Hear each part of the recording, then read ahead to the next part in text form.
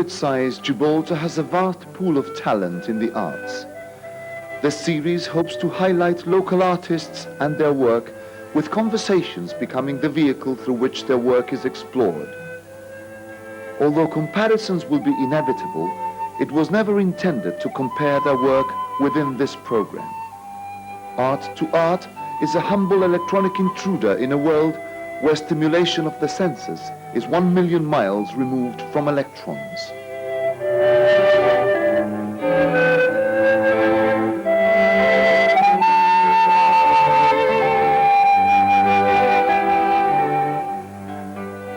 Wood carving is one of those things where you need to acquire the techniques and then you apply your creative thoughts so that you achieve what you want. There are some tools which help you to advance the hidden bits in wood carving, which is the bulk removable material. But essentially you have to go back to traditional tools, as it were, the gouges and chisels. You can't get away from that. Sometimes you have to design your own tools. Sometimes, I mean, a professional woodcarver would have 500 or 600 tools at his disposal, which he acquires depending on what type of work he's doing. I designed a small router, small portable router, which has helped me to remove a lot of the bulk material, saved me weeks of work. But I think it goes with the technology. You design with available tools. If the electric router had been available 200 years ago, they would have still have used it. So the element, it doesn't detract from the art of wood carving. The advantage is that you're saving yourself a lot of hours to remove a bulk material. I mean, the high level of craftsmanship is still down to the hands at the end of the day. That's what we're saying. That's right. I think it's a combination of the hands, the technique, and also wood carving is knowing what you want, visualizing the final product before you actually start it. And sometimes I'm working on a piece and I find that I've got to stop and think because you don't really know, you're visualizing too much and you don't really know the perspective of the thing. But it's a challenge. I mean, I look at it as a challenge, and every new piece I do, it has to be more complex, otherwise I lose interest. Where I am, I don't know. In the silence, you don't know. You must go on. A logical mind will dwell on insignificant issues, which will prevent it from experiencing the concepts, the feelings, the passion, which in this case makes sculpture and dance inseparable. You walk amongst them, you look at them, you sense them. Nothing is obvious. We should not have to define what dance and sculpture are. Contemplating the play of lines and curves, volumes and voids should be in itself an experience. The human figure has an eternal quality about it.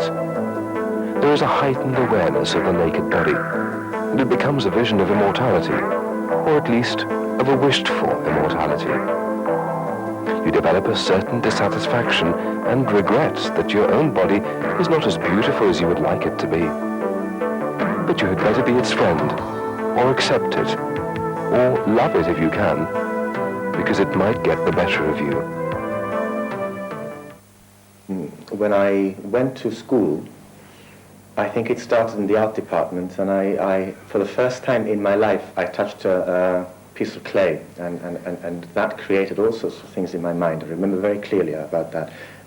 I touched it like that, and it went round, and it is very much about pressing it and pulling it and doing all sorts of things with it. And I thought, it's incredible that this thing is very soft now, and if I work on it, it can become something that will last forever. And the aspect of lasting forever is something that's very central in my work, really. Which is why I suppose that the stuff that I use is very hard. There's a thing that I did when I was about 17. I had jumpers buildings, and that was the first time that I really did something that was hard enough that would last, for a long time.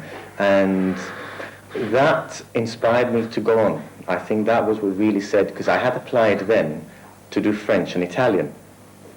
How old were you? University. I was 17 then. As, 17. I you were started 17 doing at at 17. I was in the process of doing my A-levels then. And that was what really sort of said, no, I mean, French and Italian. I'm not so sure now that I want to do that. And I had to go and apply again, so I had to wait here for a year, because I changed my mind to remember that I had to go 2 months before that, and I thought, I'm not going now. And everybody thought that I wasn't going, to do anything in England. But what I had decided was that it had to be art. I had to study art. And I think that was what really made it sort of very clear in my mind. The medium, I think, is very varied, and it's really about creating a space and using a space and changing it. That is what it is. It's how you change a space, because it's a 3D thing. And it can be from something, it can be a room where you actually walk in and things happen with light, or things happen with sound. Or it can be something that you can hold in your hand, that can be very, very small, and you can sense it, you can feel it, it has some sort of effect on you. Or it can go to the other extreme, and it can be something that happens, in the landscape, outside, and how you change a landscape, how you change a hill. There's a man who actually covers up hills and buildings, with material. So in a sense, I mean, it's about creating a space and how you change it, and what it does, to the viewer. In Gibraltar, I suppose we're not exposed to the works of Picasso from a young age. I remember that I actually saw abstract art when I was 18 for the first time, and I thought, what's this? And I felt really, really bad, because everybody in England knew about all these works, and I thought, this isn't real art. At that time, I'd not been exposed to it, and I didn't understand it at all, what was going on. And in a sense, I went there, and I was at a disadvantage, really, because I was not exposed to anything. And in a sense, it's sad that we're not exposed to anything here. There's nothing like that going on at the moment, or where you can go and have access, for example, to some sort of museum where you can see all sorts of works of art, whether they are abstract or, whatever you want to call it. Essentially, you have to sit down and finish everything by hand with the proper tools, sand it by hand, so there's a lot of hours involved in wood carving. It depends on the work you're doing. I mean, I tend to use, believe it or not, a scalpel knife. I use it a lot. The surgical knives, I use I would say that 70% of the time I tend to use a scalpel knife, very, very sharp, and the pointed ones. But there are small gouges, very small gouges. There's a hell of a selection of gouges, which I use a lot as well, and very small chisels. Essentially, wood carving comes from an idea, a thought, which you transfer to paper, then you start looking on paper, the constraints and the reality, whether you can actually make it or not. Most of the work, because you're using your hands, you don't really need to have workshop facilities. In fact, I do most of our carving I do at home. Some of the bulk removal of material and preparation of material I tend to do in the workshop. But the finer details, most of the wood carving is done here in this room, late hours at night when everybody's sleeping. For me, it's addictive. I mean, once I start, I can't stop. And sometimes I tend to go to bed rather late. But it's a strain in your eyes, so you need to have the occasional rest. I mean, I have the television on, but just there, it's just also some music. But it's a strain. But it's like a drug. Once you start and you see the product, you want to finish whatever bit you're doing before you go to bed. The essence of human living is the fact that there are challenges to which we can respond. Then, after the crash, you rise, realizing that the pieces which seem to float away like driftwood have reshaped to form a new freedom. They become memories from a future. Photography captures a moment in time. It crystallizes the spirit that moves us, that makes us strive for perfection. The perfection of a spiritual body trapped in the skin. A spirit enclosed in the time that the body engenders, waiting for its release. I aim to transform ephemeral emotions into lasting forms, to give physical shape to the music which we each carry deep inside, to convert silence into communication, stillness into motion, the spirit of the dance into sculpture, and sculpture into dance. I must go on. What are the main problems? One of the biggest ones, I think, is space. Where do you do it? And when you've actually done it, can you get it out the door? That, in a sense, is a very difficult thing, you know, because, I mean, you can do lots of things that are very small, and in a sense, that's fine. But as an artist, my work is about creating something which is big. I've always done work that is very, very big, unless I've had to do things that are small. But my work is about changing, you know, a big space. That has been an important part of it. And in a sense, you know, the materials, they're expensive. If you want to make something sort of in some sort of a metal, whether it's bronze or, you know, any other metal, you will need heat. And you can't just find any place where you can use heat. You could buy a furnace, you could buy, you know, the things that you need, but then you can't have that at home. And you can't have that in many places, you know, for safety reasons. You would need a chimney, you would need, you know, all sorts of ventilation areas. So it's very, very difficult.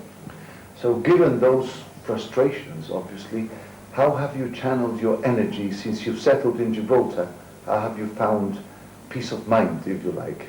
In many ways, I've had to go out of Gib. I've had to go to England or to Spain or go into my other area, which has been the stage. I mean, I have done a lot of work for the stage. In a sense, it's changing the space again. I mean, that's part of my work, you know, to actually change the space. So in a way, I've gone a lot to that area. But when I've had to do things, I mean, a physical need, it's an urge. I've had to go out because it's not that easy. There is a limit to how many things you can do in a kitchen. I really resent having somebody, you know, sort of coming to tell me, oh, you should do this like that, you should do that like this. I'm not there, you know, for that. I'm there because I have a real urge to get and do something. And what I need is the stuff, you know, to be able to do it. So if I need a forge, if I need waxworks, if I need whatever it is, that is why I go on these courses. Not because I want to learn anything. I mean, in a sense, you learn from other people who go, but not from a teacher. I mean, I already have a degree, and most of the things I have to go to are well below that. What I need it most is really for access. I need access to all these things. And expression, perhaps. Like, for example, the work that you produced in clay in Spain, in Vigo, you said, right? Yeah. So, how long were you there for? And I was there for a whole month. It was a time where I learned a lot. I learned an incredible amount. I remember seeing about 40 artists there from around the world. I mean, it was incredible because the ideas that they had. And clay is not a medium that I enjoy particularly. But at the time, that was all there was. I mean, I had applied and I got it, and I thought, well, I mean, in August, I can spend the whole of August, you know, working on that. And the ideas that came out of that, I mean, will influence the work that I might be able to do one day if I have the space and all, you know, the resources. But it was incredible just to be there for 1 month to see the work of other people, which is it's limiting here because, I mean, you can see painters, you can see all that sort of thing, but to see people who work in a 3D way, it's not very common. Now, in the last 2 or 3 years, you have chosen furniture as the medium to illustrate the art of wood carving. Tell me something about that. Why furniture? Well, it started with the piece that's behind us, the fire surround, which one day I decided to make one. I wanted to make one. And it was not to be as elaborate as it turned out to be, but because it turned out to be like that, I decided to create a unique set of furniture, living room furniture, for myself. So as it happened, I've ended up by producing the fire surround, which is still not finished. The inside has to be cast in aluminium. The coffee table, a display cabinet, and now in the process of making some chairs, and a dining table will follow. So it'll be one unique set. The common theme is Oriental style. I've chosen Oriental style because I think that the Oriental furniture is very uniquely balanced. The proportions, the fact that some of it is very symmetrical and some of it isn't, makes it very interesting and very demanding challenge. Oriental art tend to flavor the dragon a lot, and is a unique mystical figure which appears in most Oriental work. So the dragon is a common theme. I don't know, perhaps in my other life I used to be a dragon, but it has that mystical element which I love about it. We haven't talked about the woods you use for that. In this case, you're doing your carvings in teak. Teak. Now, how difficult or how easy is it to obtain teak here in Gibraltar? Most of the wood I've used have been salvaged from old furniture, and I've had to buy a few bits for square sections for the legs. But it's, most of the teak I've used has been well matured, because it's come from that source. I mean, teak used to be a very prominent wood in the old days of the dockyard, and everybody used to use teak for furniture making. Unfortunately, most of that furniture ended up painted, or formica tops were glued onto it. It's a beautiful wood to work with because you can actually remove material almost to 0.5 millimeter. I mean, in the case of the dragon, if you look at the dragon carefully, the tail is almost 0.5 millimeter, and you couldn't do that with many woods. I mean, lime is another one which would probably match teak in that respect, but it's an excellent wood, and you don't really require too much of a finish in terms of sanding, because sometimes the actual cut itself, because it's got a natural oil, will produce a shine on material. So it's a very, very good material to work with. What do you do for the finishing? Was going to be my next question. How do you leave it at the end when you finish the piece? The color is a natural color, and again, because of the oil in the teak, it doesn't require too many coats of varnish.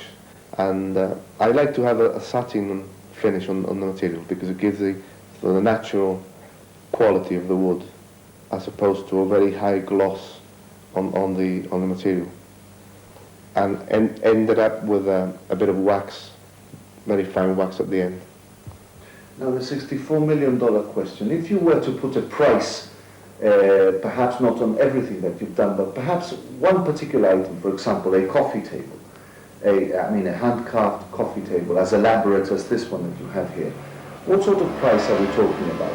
Taking into consideration the man hours and the work and the art form involved in producing it. I mean, this coffee table will probably, if you were to commission one, it probably costs you in the region of £3,000 to £4,000. You get similar tables produced in similar styles, and you're paying close to £2,000. And most of it is machined, routed, and then you can tell the difference. How much of your work do you sell?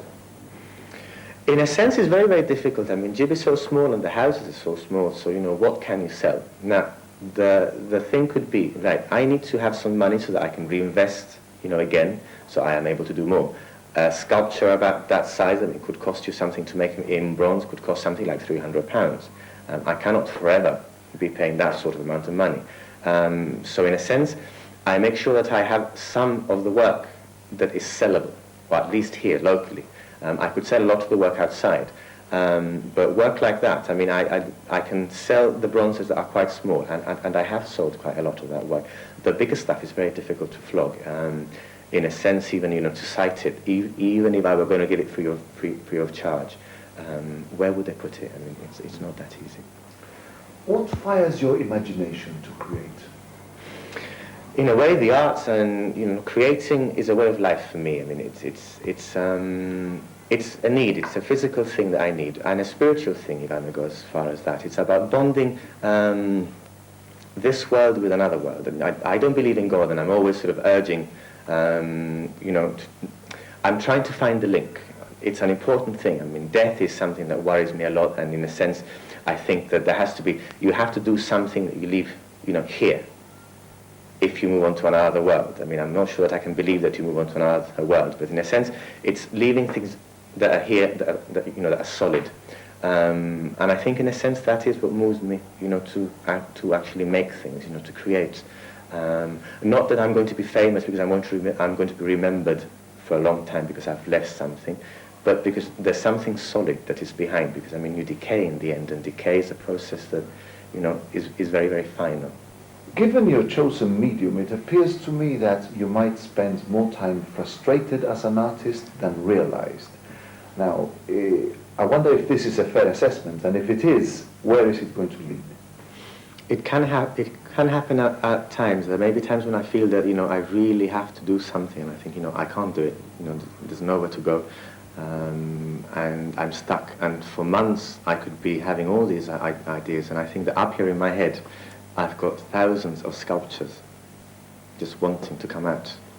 And I hope that one day they will. I'm not sure when, or I'm not sure if it'll have to be here. It may be that I might have to go somewhere else, to be able to do this.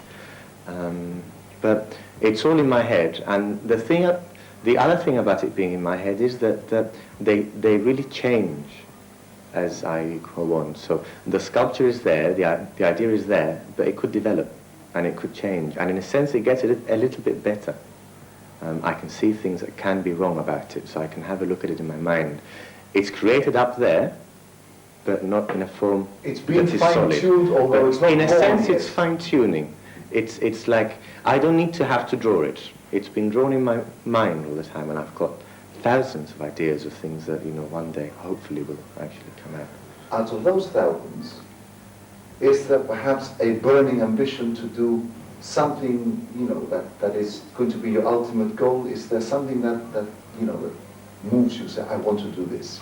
One of the things I would like to do would be to have a big space, which I could change completely, where people would have to walk in as an experience of how form can alter the way you see life, by using light and sound, and using things that are solid. I mean, maybe even go to use materials, things like that. And that's one of the things that I would like to do eventually. Richard, I have here in my hand what I know to be one of the back panels of one of the new chairs that you're carving. Now, tell me, how long does this take to get to this stage? Well, I'm making 6, so what I do is I work different stages. I would say from start to this stage, which is almost complete, there's about 30 to 40 hours work there. Not in one go, but in short intervals. So what I've got now is the 6 panels at different stages. I mean, this one is complete, except for the finish, which I have to give it. And the others follow different stages. Now, is that perhaps one of the most intricate pieces of carving that you've achieved so far?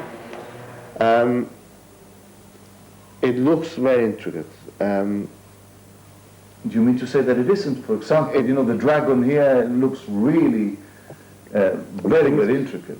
I've got to balance the technical, some aspects of the furniture, this particular furniture, which have been a challenge technically to achieve. The flowers and the bird and the dragon are probably the most intricate bits. When you're doing stems, for example, because a plant can go in any direction, you can do the same on the carving. And what you do in a carving like this is the focal points are essentially the 2 flowers, the bird and the dragon, and more so perhaps the flowers and the bird. So that's where I would concentrate the effort to make them similar. And the plants can take another route, but that is a focal point. How does this panel start? How does it start? It starts Obviously on a piece of paper, but what, you transfer the piece of paper, the design to the wood, and then you start working on it? That's right.